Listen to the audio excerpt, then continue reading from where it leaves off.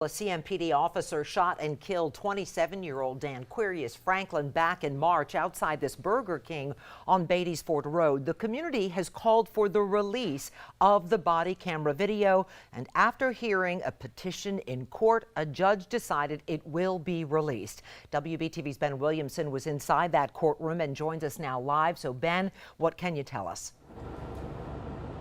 Well, Maureen and Jamie, you're right. The judge decided to go with the petitioners of that video, the first one being WBTV's investigative reporter Nick Oxner, that argued that having this body camera footage released was of compelling public interest. Oxner, as well as several other reporters, arguing that with the different accounts from police and alleged witnesses in that shooting, there was still a lot of questions and concerns around the shooting, many of which may be able to be answered by viewing the body camera video. Now, attorneys for the CMPD officers involved in the shooting argued that releasing the video before the police and state investigation is complete might compromise a fair and unbiased due process for the officers involved.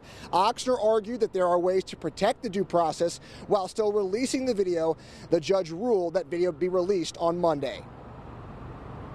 Transparency is important. We don't know what happened in that situation. It is on the body camera video, or at least portions of it is on that body camera video. So anytime you have a record that can help add to the public knowledge of what actually happened, it's important to get that out there. Now, CMPD did not object to this at all, because they were saying that as long as two things happen, the faces of those citizens that were around the suspect at the time of the shooting are blurred. And they also said they wanted to give the family of Danquarius Franklin time to view that until they release it to the public. Breaking news this afternoon, the city of Charlotte calling on people to come together as body camera footage of a deadly police officer involved shooting is set to be released. I'm Christine Spiro. Thanks so much for being here today. This is one of several breaking stories we're following at this hour. The body camera video will be made public at 2 o'clock today. The shooting happened last month after police say they responded to a call about an armed man inside the Burger King on Beatty's Ford Road near I-85. When they arrived, police say they confronted 27-year-old Danquarius Franklin in the parking lot and ordered him to drop his gun. Police say Officer Wendy Curl perceived a threat and shot him. About 90 minutes ago, both Charlotte Mayor Vi Lyles and Charlotte-Mecklenburg Police Chief Kurt Putney called for calm. WBTV's David Hodges was there during today's press conference earlier this morning. David, what else are they asking from the community? And Christine, Mayor Vi Lyles and Chief Kurt Putney are asking that when people come together after the release of this video, they do so respectfully, calmly, and mostly peacefully. Chief Kurt Putney said that he is already aware of about half a dozen protests that are scheduled around the city, but city leaders say they are also planning their own community discussion sessions so that people can talk about what they see in this video.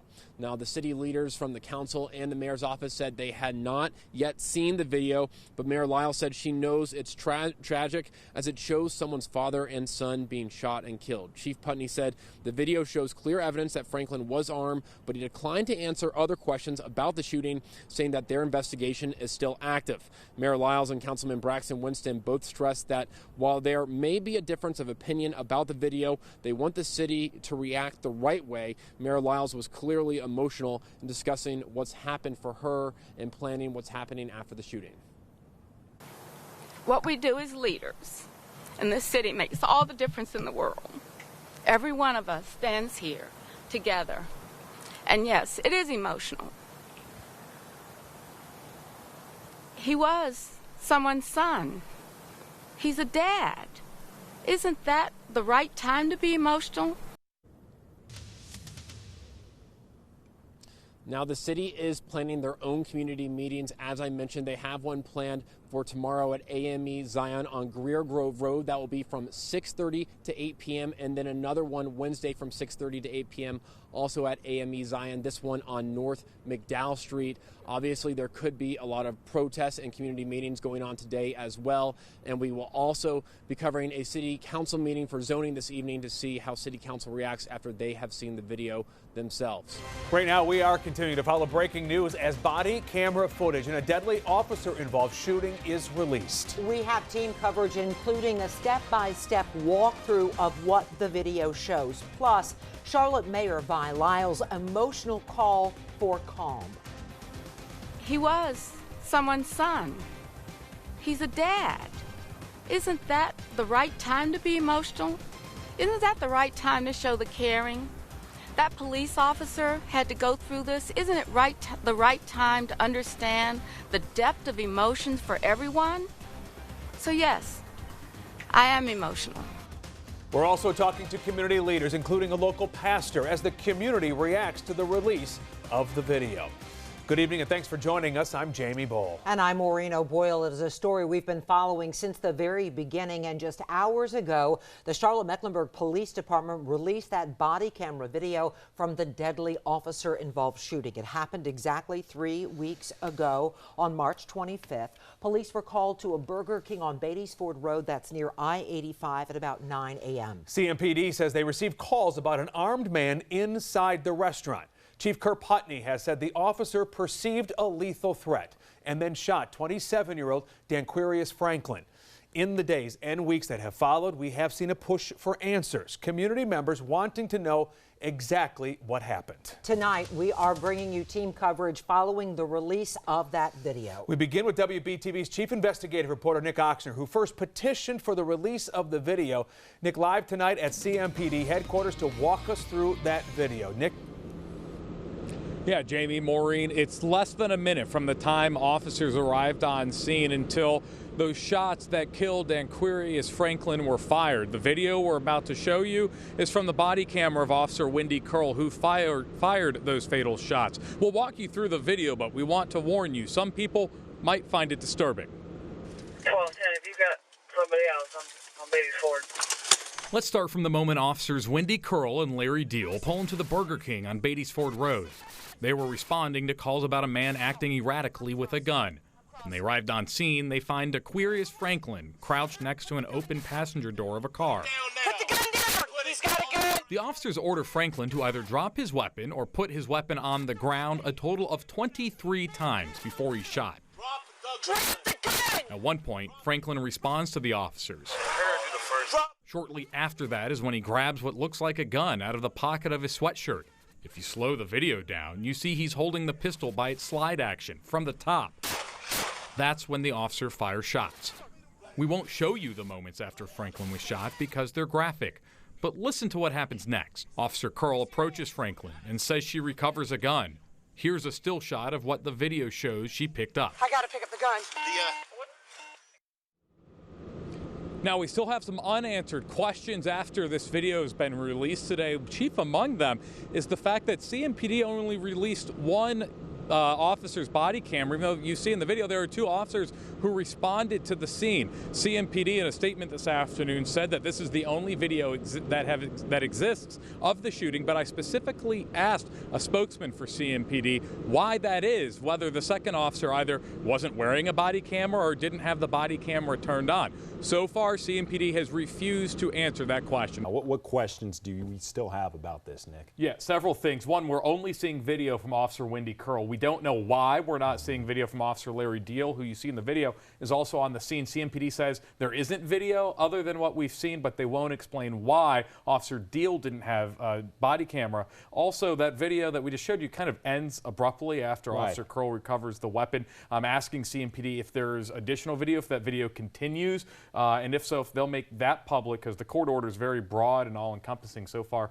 no straight answer on that. More breaking news tonight. CMPD just filed a motion to release the entire body camera video of a deadly officer-involved shooting. This comes right after a judge ordered the department to explain in court why it didn't release the entire tape in the first place. The video that CMPD gave us is 2 minutes and 20 seconds long, but there is an additional 9 minutes of video being withheld, and it could lend new insight into the moments after Officer Wendy Curl shot and killed Danquarius Franklin outside the Burger King on Beatties Ford Road last month. WBTV Chief Investigative Reporter Nick Oxner fought for that video to be released. Now he is taking CMPD to court to have the department explain why the full video wasn't released. What are you learning about this, Nick? Yeah, Jamie, I filed a motion in court today asking a judge to order CMPD to appear in court and explain why the department only released that short portion of video. The motion claims the department violated not one, but two different court orders regarding my petition to release the video. First, the department was ordered to transmit video of the shooting incident for a judge to look at before the hearing to determine whether all or any of it should be released. But the department has said it only sent the first 2 minutes and 20 seconds. Then, the order signed by the judge granting release of the video says CMPD is to release video related to the department's case number assigned to the shooting. There's no limitation on what the judge ordered released, but now CMPD will appear before a judge Tuesday morning and explain why they should not be held in contempt for violating both of those orders. A judge will determine whether or not they're in violation, and if so, what should be done about it. But that's not all CMPD's withheld in this incident. For days, I've requested the public personnel information from Officer Larry Deal, the other officer on scene when Franklin was shot. The law requires the city to make that information available for inspection upon request during business hours. They've not offered an explanation as to why they've refused to release it. Finally, the department continues to refuse to provide any actual answers as to why there's no video available from Deal's body camera. So guys, as you can see, we have a lot of questions to continue asking. Let me make sure I understand this though, Nick, because CMPD just filed a response alleging that they did give you everything you'd asked for, correct? That is what they have alleged in their response. They've actually asked the judge just in the last hour to throw out the entire order that the judge signed today, ordering them to court on Tuesday. But it's wrong, because the law, when you file a petition like this, the law requires the law enforcement agency to transmit the entire video of the incident identified in the petition. So in this case, the officer of Danquarius Franklin. CMPD, we know, because they've said it publicly to me, and again today the city attorney reiterated, we know they only sent the first 2 minutes and 20 seconds. Ultimately, what gets released or what doesn't get released is up to a judge. But there's nothing indicating that Judge Hoover, who entered the order last week, had any idea that there was more than 2 minutes and 20 seconds of video here. Which we know there is an additional 9 minutes because members of City Council have said that they have indeed seen that video. Was that legal for them to see it? Well, that's a good question, and we'll get to the statement that Mayor Vilas just released here in a second. But before that, we know they watched it sometime after their 10:30 press conference Monday morning. There is no provision in the body camera statute that allows the City Council to view this video in any portion without an order from a judge. So essentially, what the chief did was release this video to the City Council without an order. But even if they saw what the judge ordered, and we know it was much more than that, they appear to have watched it before the effective time of the order. We couldn't make the video available until 2 o'clock. Right. They watched it sometime between 10:30 and noon, it sounds like, from our reporting. And so no one has yet. I've asked just again in response to the latest statement we got, what legal authority they think they have to watch this video. So far, CMPD and the city refuse to provide any answers. We know we're going to keep following it, Nick, and you will be all over it. And Jamie, we just mentioned there was a statement from Vi Lyles. Yeah, let's talk about that. Just the past 30 minutes, we got this statement from Charlotte Mayor Vi Lyles about the body camera video. It says, in part, quote, after the Superior Court ruled on the release of body-worn cameras, I and the City Council viewed what we thought was soon to be available to the public. That was our intent. Inadvertently, we were shown more of the video than we should have. Today, Chief Putney filed a petition to release the video to the public in Superior Court. We support his request. End quote there from the mayor. And again, WBTV on your side, continuing to pursue answers from police to get clarity on all this. Hey, Nick Oxon, WBTV. How you doing? I heard you on television, on radio on Friday. Yeah. Talking about what you thought. Yeah, well, ma'am, we've been asking city staff two simple questions since last week, and no one will answer them. So I'm hoping you can. I sent an answer to you by email. Ma'am, you didn't actually, and so we have two specific questions. Ma'am, we have two specific questions for you. Okay. The first question being, whose decision was it to show the 11-minute video to the members of council? That was a council decision that the city attorney advised us of. And so did anyone ask the police chief if it would be proper to show the council? At this time, I'm not aware of that answer because everything was going so quickly and so fast. All I know is that the honesty about this is that we got a 10:30 press conference after you got the media, got the video. when we saw the video later in the afternoon, and then we saw the difference. So I that's didn't- an inadvertent mistake. I and didn't I'm get a sorry, copy- I've sent a statement of that. I didn't get a copy of the video until noon. That's right. We saw it after you got a copy. Okay, so what do you remember? Like about what About time? 1 o'clock. About 1 o'clock. Okay, and at the time you were viewing it, did the council know that the judge hadn't ordered the public release until 2 o'clock? I already said that we knew what we knew, and we were under the advice of the city attorney.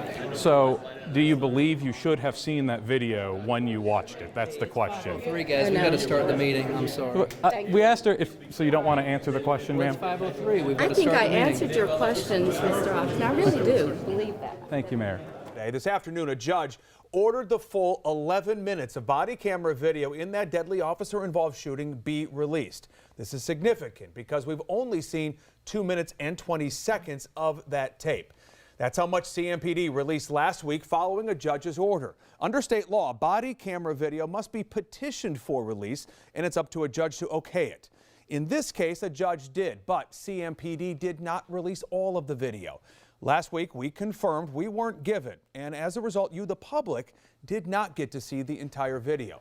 But Charlotte City Council members did see it, all of it, in fact, Maureen. And what's more, they saw it before the court-ordered time of public release. The law does not give council any special exemptions. So how did this happen? That's what we are looking into, because we found out CMPD did not originally show the judge the full video either. The attorney for CMPD told the judge today that in the petition to the court, Nick Oxner, our reporter, requested body camera video of moments leading up, during, and immediately after. The department says they followed the definition of immediately after and only released video immediately after the shooting. In fact, CMPD says that the same video that the judge initially reviewed. So that judge didn't know there were 11 minutes total of this video. CMPD decided how much the video the judge would review based on the wording of the petition. If this is about transparency, this is not the way to go about it. Mr. Oxner came here, he filed his petition in good faith, he argued it in good faith, he knew the law, he knew what the arguments would be, and he addressed that. And based on what the judge would have been permitted to see by CMPD, the judge released all of it. The City of Charlotte would submit to the court that a reasonable definition of the word immediate would be something that happens instantly, or the things nearest in time to the previously occurring event. And those few seconds that you do see in Officer Wendy Crow's video are just that. They are the moments that happen immediately after the shooting. I think part of the purpose of the statute was to take those issues out of the hands of the people making the requests and the people in possession of the video, and putting it in the hands of the court. And whether or not there's a finding of contempt, I'm going to give further consideration. So that is still being considered. Now we want to focus on the other issue in all this. Why did City Council see the video before anyone else? WBTV investigative reporter David Hodges joins us now live in studio to give us a breakdown of what was said about that in court today. David? Yeah, well, this whole video we'll get to see at 5 p.m. just like 5 p.m. tomorrow, just like City Council did 1 week ago. Chief Kirputney took the stand, and in just a quarter hour of cross-examination, we learned that he had reservations about showing the video to council early, and he says it was the city manager who ordered it. Chief Putney answered questions from attorney Mike Toddy about how the video was released and when. Putney says it was the city manager who recommended to, or excuse me, the city attorney who recommended to him that only the 2 minutes and 20 seconds of video be released. Putney says he agreed and it was his final decision, but Putney also answered for us who asked for counsel to view the entire 11-minute video. I was directed to do so by the only person in the jurisdiction who can, which is the city manager. Did you state or raise concerns about the existence of Exhibit B? I did. And was there any response from the city manager? There was. What was that response? The city attorney had assured him that it was indeed okay to do. So this raises some major questions for us. The mayor and city council members have said that it was an honest mistake that they viewed the entire 11-minute video, but here we hear from Chief Putney saying that the city manager directed him to provide the 11-minute video Right now, Colleen Harry is interviewing City Manager Marcus Jones to try and get answers to these new questions we have. And of course, we'll try and bring you those answers when we have them. Jamie, Marine, back to you guys. All right, David, thank you. So clearly a developing story here, waiting to hear from the city manager. We're going to keep on top of this story. Nick Oxner is joining us, and he, as we mentioned, is our chief investigative reporter, have been fighting for this for quite some time. Right. And we're curious, did the judge rule on everything today? Well, no. So we were there today on what is actually called a motion to show cause. I filed something with the court saying I believe CMPD violated 2 orders previously entered by judges. And so while the judge ordered the release of the full video tomorrow at 5, she also dismissed part of that motion to show cause, saying that she didn't believe CMPD had technically violated the order of a judge.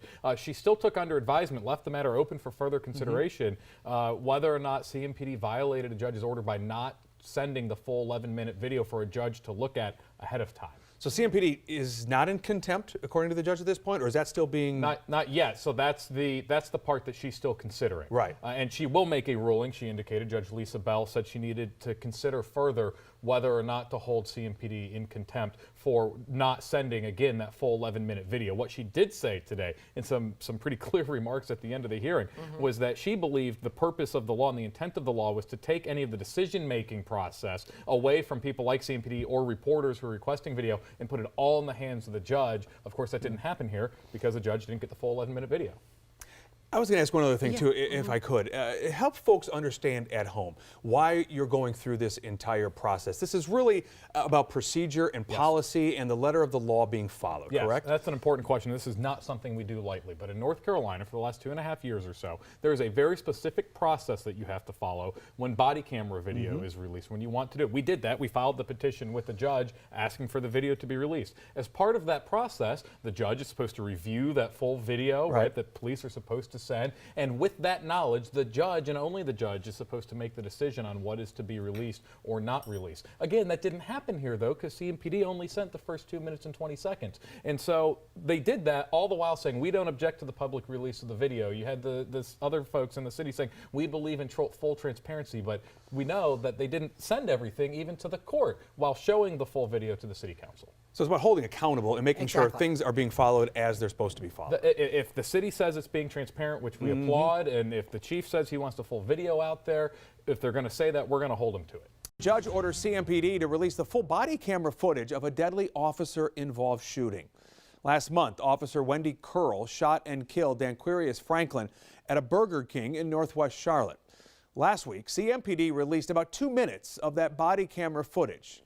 In it, you can hear officers commanding Franklin to put his hands up and drop the gun. At one point, Franklin appears to pull the gun out of his pocket, and Officer Curl shoots him twice. The video ends as she leans over him and says, "I got to pick up the gun." But the full video is actually 11 minutes long. CMPD never told the judge they had 11 minutes of footage. They only presented that 2-minute clip to the judge. So there were 9 more minutes the public and the judge didn't get to see. City Council, however, did get to see that full video, and they saw it before that 2-minute clip was even released to the public. So WBTV's chief investigative reporter, Nick Oxner, filed a motion to get the rest of that video. Today, it went to court. There were a few big takeaways from all of this. The first is that the full video must be released tomorrow by 5 p.m. Another is why City Council got to see the full video. CMPD Chief Putney took the stand and said he was told by City Manager Marcus Jones to show the video to Council. He said Jones told him the city attorney said it was okay. This afternoon, WBTV's Colleen Harry asked Jones about it. Chief Putney and I, as we discussed it, and again, after having a discussion with the city attorney, I thought that it was in the best interest of the city for the council to see the video footage. There weren't a list of concerns that the chief raised. He just, suggested that maybe this is something that maybe we shouldn't do, and I said I believe this is something that we should do. So ultimately, it was my call. The judge ruled CMPD wasn't in contempt for showing them the video, but the judge has not decided whether CMPD will be held in contempt for not disclosing they had 11 minutes of footage. We talked with Nick more about it just a short time ago. And our chief investigative reporter, Nick Oxner, good enough to stop by tonight to talk more about this. Let's dive right into that issue of this contempt issue. Describe what was happening in the courtroom today on that point, and when will we find out when the judge will make a decision on it? Yeah, the whole purpose we were originally in court today is because I filed what's called a motion to show cause, and that, in essence, asks a judge to hold CMPD in contempt for violation of, in this case, 2 orders entered by a judge related to my original petition to release the body camera video. Right. There ended up being 2 points that the judge wanted to proceed to determine whether or not there were grounds to hold CMPD in contempt. The first being whether CMPD violated a judge's order by only sending that 2 minutes and 20 seconds for the judge to watch before the first hearing. The second issue being whether CMPD violated a judge's order by showing the full 11-minute video to the city council. Ultimately today she ruled mostly on a technicality in the law and the order that CMPD did not violate an order by showing that video to council, but she has not yet made a ruling and said she will make a ruling on whether or not they violated the order by only sending the 2 minutes and 20 seconds to the judge to look at. By her tone or by her questions, did you get kind of an indication of what she's thinking on that matter? Yeah, in fact, she said that originally she would consider the matter further, started to make a statement and then said, I better not. And then a few minutes later went ahead and made a statement. And she said that the purpose of the law is to take out the decision-making piece from requesters or from police departments, and is supposed to be vested fully in the judge. Well, we would agree with that. That's why we filed this motion. Clearly, that's not what happened here. And she indicated that she had some problem with the fact that CMPD unilaterally made a judgment call to send only 2 minutes and 20 seconds of video, and moreover, didn't tell the court at all that that's what they had done. The judge in the case who heard our original petition had no indication whatsoever that he was only looking at part of the video. And the chief obviously on the stand today as well, answering questions about that, and that's when he made the point that it was the city manager who told him it's an okay thing to do. What was sort of the reaction in the courtroom to that statement? Well, one, I think everyone was surprised to see the police chief testifying in the first place, and that's a pretty big thing to have to do today. I think people were certainly shocked, and you certainly heard a lot of clicks from the still camera in the room. Yeah. I didn't expect to hear that today, and mostly because I have been asking since last week and just asked the mayor last night, who made the decision to show the video to city council, and never once have we heard that it involved the city manager. I asked last night of the mayor again, did CMPD know that you were watching, and did they have any input? The mayor wouldn't answer the question. But we know explicitly from Chief Putney's testimony today that he says he voiced some concerns about showing the video to city council, and that he was overruled by city manager Marcus Jones. And that gets to the point of all of this, and I think I want to give you a second to talk about it, because this isn't about us seeing another piece of video because we want to see some sort of gory thing, or we're expecting something in there that's bombshell.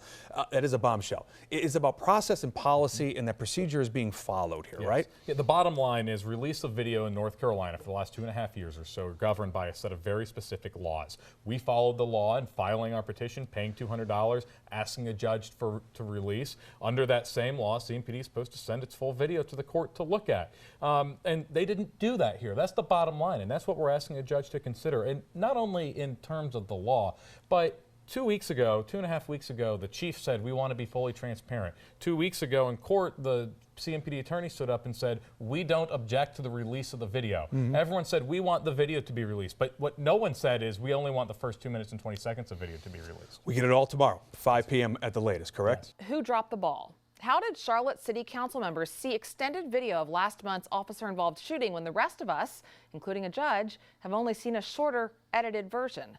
Much talk about it at tonight's council meeting. Some members called for independent reviews of policies. Others said just let the process play out. WBTV investigative reporter David Hodges was in the council meeting. He is here now live. I mean, how did this all play out in the meeting, David? Yeah, Molly, I've been reaching out to council members all weekend, getting little to no response. Turns out they were waiting to say their piece today. The drama and division between council comes after CMPD presented an 11-minute video for council's review while only providing 2.5 minutes of body camera footage to the judge and the public. The council last week was all in lockstep about the response, but tonight they seem to be splitting.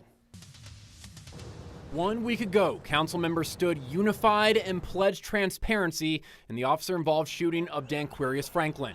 The public will see that so many of our community's gripes of the injustices of police culture are on display. But now the elected officials are divided about what to do next. Councilman Braxton Winston says CMPD withholding the entire video from a judge was reckless. That such a flagrant skewing of the evidence in this case calls into question the approach we have taken. Dimple Ajmera and Matt Nguyen joined Winston in calling for immediate policy reviews and the possibility of independent oversight of investigations. These are questions that we don't have, as a council, we don't have to wait to act on. I think all of those are noble objectives. But the first and foremost thing is to actually resolve what we're dealing with right now today. But Mayor Vi Lyles led a camp including Julie Eiselt and Ed Driggs calling for patience before action. I'm just asking the community to allow this investigation to take its course. Viewpoints differ dramatically. While Councilman Larkin Eggleston told WBTV the longer video contained, quote, no bombshells, Winston saw a different version. Mr. Franklin did not receive the most basic acts of dignity at the time that he needed it the most. WBTV still has questions about how council was shown one video and the public another. Chief investigative reporter Nick Ochsner asked Mayor Lyles about that before the meeting began. That was a council decision that the city attorney advised us of. CMPD is ordered to appear in court tomorrow to explain why the whole video was not submitted. Chief Kruputny has already filed a motion to release the 11-minute video to the public. And again, that court hearing tomorrow, what time tomorrow? That's 11 a.m. and Chief Investigative Reporter Nick Ochsner will be there. The judge's order to release the full video comes after CMPD only released 2 minutes and 20 seconds of body camera footage from the shooting in response to a judge's order entered earlier this month. Now, a judge is considering whether that is enough for CMPD to be held in contempt. I asked the judge to hold CMPD in contempt for violating the court's order to transmit all video from the shooting for a judge to review prior to deciding if any video should be released at all. CMPD said it only sent when it felt was relevant to my original request for video. But the judge said the law is designed for police agencies to send the full video over and let a court decide what should be released.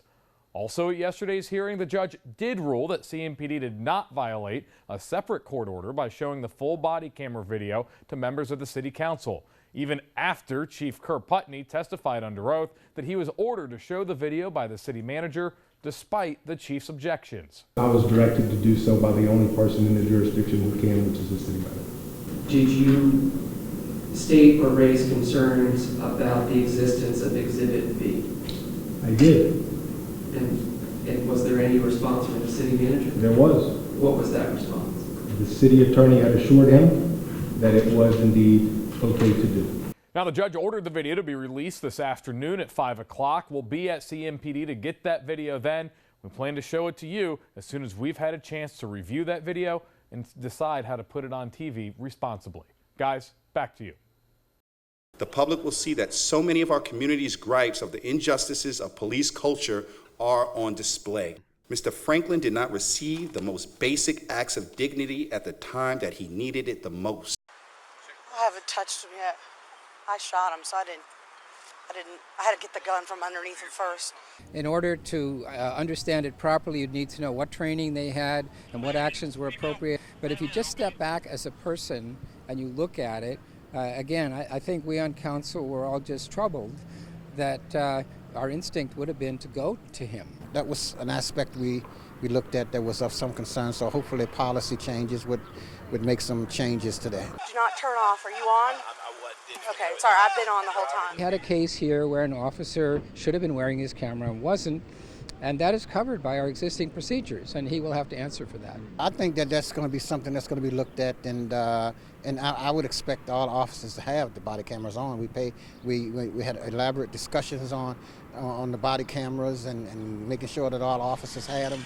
I didn't have a choice. You're all right. I think judging her by anything that you're able to observe in hindsight and saying, you know, wow, she should have done this or whatever, I give her credit and all of the officers credit for being willing to go to a scene like that.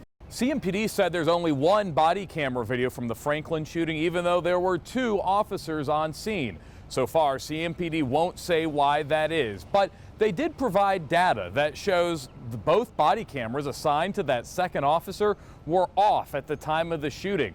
One camera had a battery that had been dead since January. This is the only video we have from the deadly shooting of Danquarius Franklin. It's captured on a camera worn by Officer Wendy Curl, who fired the shots. The only officer with an activated camera that caught the incident is the one that we released, Officer Curl. So anybody else who was on the scene during the incident, it's going to have to be investigated internally. That's all Chief Kirkputney would say at Wednesday's regular CMPD media briefing about why there isn't a second video. You got 2 people on scene, 2 officers. Right. You got 1 video. But data from Officer Larry Deal's body cameras show both devices were turned off. One camera had been turned off at 6:20 the night before the shooting with a nearly full battery. The other camera had been powered off due to low battery on January 3rd. Records show it wasn't turned back on until 2 days after the shooting. CMPD's regulations say officers are issued 2 cameras and are to keep one camera on a docking station and carry the other camera with them at all times, even in their cars while off duty.